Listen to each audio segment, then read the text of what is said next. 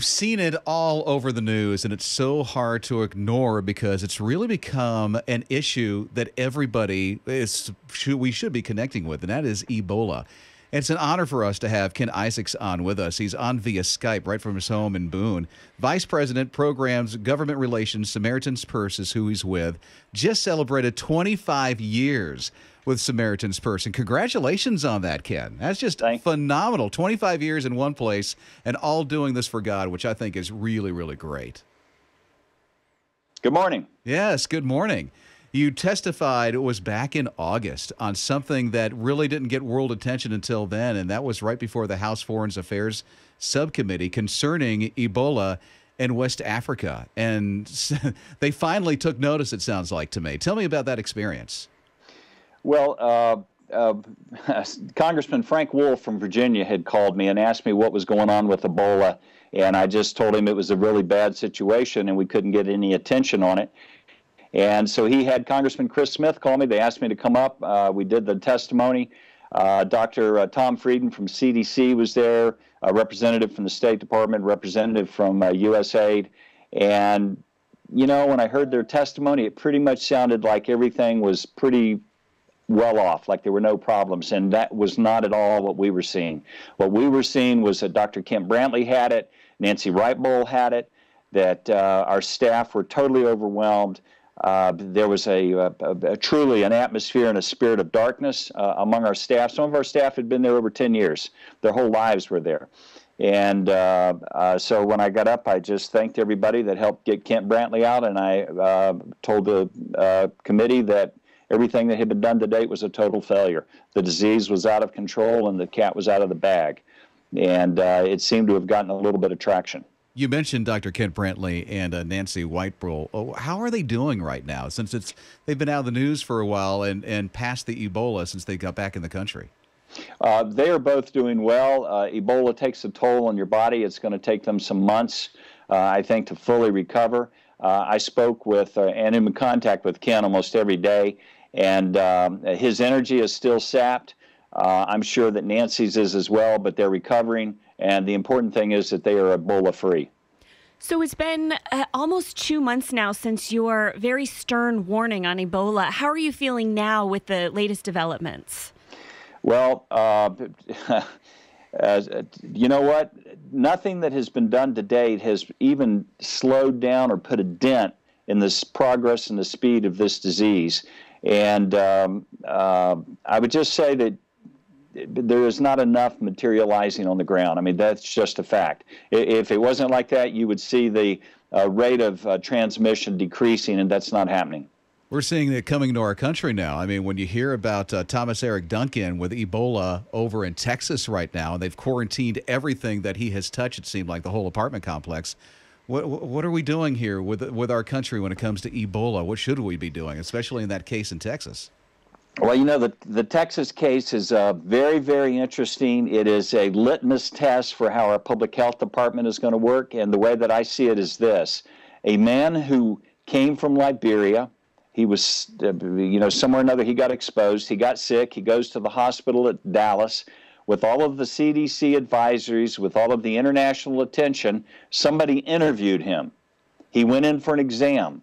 Now, they say the nurse or the interviewer, when he checked in, didn't pass the information to the doctor. Well, I sort of think like the doctor probably should have asked him, but maybe I'm wrong. But he got through that system. They gave him an antibiotic, and they sent him home. When he was there, he was symptomatic. He had a fever. He went back out into the public community for 2 days, which means he's shedding virus. And then when he got sick enough to really need medical help, they called an ambulance. The ambulance workers came and got him and took him to the hospital. Now there's over 100 people in isolation. Actually, what happened with this gentleman is no different than what is happening in Liberia. A sick person goes where there are healthcare workers, where there's doctors. The doctors don't recognize the disease. They don't have any protective measures on, and all of a sudden you have a group of people in the healthcare community who have been exposed. And I believe that our system will eventually catch it. That is, catch everybody that has been exposed. But, for the first example, the knife is not quite as sharp as I wanted it to be, frankly. Yeah, really scary, too. Your organization, Samaritans Purse, just sent 100 tons of supplies that touched down in Liberia yesterday. Yeah. What are those supplies, and what do you hope that they accomplish? So I was down yesterday with when the plane took off, and the plane is full of relief supplies that consist of, things like rubber boots, raincoats, detergents, body soap, agricultural hand pump sprayers, chlorine solution. It's things that you need to run a massive public health campaign and teach people how to clean themselves, clean their houses, and protect themselves from getting the infection. You pointed out in your statements to the House Foreign Affairs Subcommittee about the evacuation process of Americans, and you said something about there was like just one plane. How has that changed in the past couple of months? Well, so far my understanding is now there are 2 planes, and but they're both only capable of carrying 1 passenger. I think this is a serious issue. The news last night, there's an NBC Stringer cameraman who is tested Ebola positive. He was actually around our team in Liberia. And I think Dr. Nancy Smitherman, I believe is her name, she is the NBC medical correspondent. I believe that she and her whole team is coming out. And I'm certain that they're chartering the same group of airplanes that brought Nancy and Ken out. But it's not an easy process. Somebody told me yesterday, I don't know this for a fact, that Paul Allen, who I think was the CEO of Microsoft, has bought that company that owns those airplanes. And I believe that he gave $8 or $9 million, donated it to fight Ebola. But more needs to be done to bring people home who are sick. I know you travel to West Africa several times a year. Has this impacted your plans to go back? Well, not me directly. I will go back when the time's right. But generally speaking, what we're doing at SP is we are only sending people into the Ebola zones if there's a very compelling reason for them to go there programmatically. If they're just going there to encourage people or to give a field trip, that isn't justification to go into that area. It puts too much burden on our staff, and there are very distinct risks involved with being there. How is it spreading? We're showing on our video replay page a map of the area in Liberia, and it looks like it's spreading pretty quickly with Ebola. It is spreading quickly, and I can't point at your map. I mean, I can, mentally, but right up sort of in the center where you see those blue dots, the second dot from the left in my vision at the top was where the disease started in Liberia, with only 1 or 2 cases. That was in the end of March, and we actually went through a 40-day period with no new cases in Liberia, and we thought that Liberia missed the bullet and we would be Ebola-free. And then all of a sudden, one woman who got sick in Gekadu in Conakry got on a taxi, which is a motorcycle, had the taxi bring her down to Monrovia. She stopped in several towns, was sick. She, vomited on the driver. And that was it. The disease was rampant in Liberia, a very poor country, a weak infrastructure, a weak Ministry of Health, and now you're seeing, more than 3,000 people have died in West Africa. They're saying that probably 6,000 people have the disease in Liberia today, and the conservative projections are that by the first week of December, there will be 30,000 active cases just in Liberia.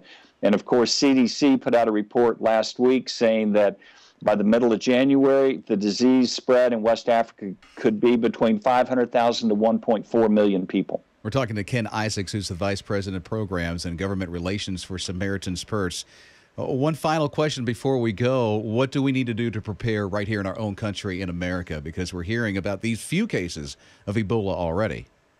Well, one thing that I said at the House at the congressional meeting was that if we do not fight and contain the disease in West Africa, we will be fighting it here and trying to contain it here and in other countries around the world. And I think that, the fact is Ebola is going to become a part of our life. And, my hope and prayer is that there's a vaccine and that everything will be fine. But in the meantime, I think that it is important people understand what the disease is, how it's spread, what its symptoms are. There's a lot of information out there at the CDC website, WHO website, and they need to know how to protect themselves and to recognize when somebody might have it. And at the same time, Ebola is killed by soap. If you wash your hands, if you wash your body, you wash your clothes, if you have Ebola, it'll kill it.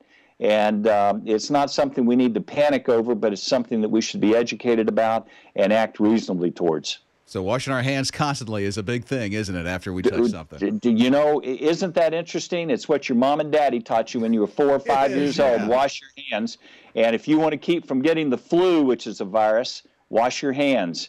Stay away from body fluids. And if anybody has been to West Africa or to an area that what will move you from suspected to a probable category is if you have been around somebody that you knew had Ebola.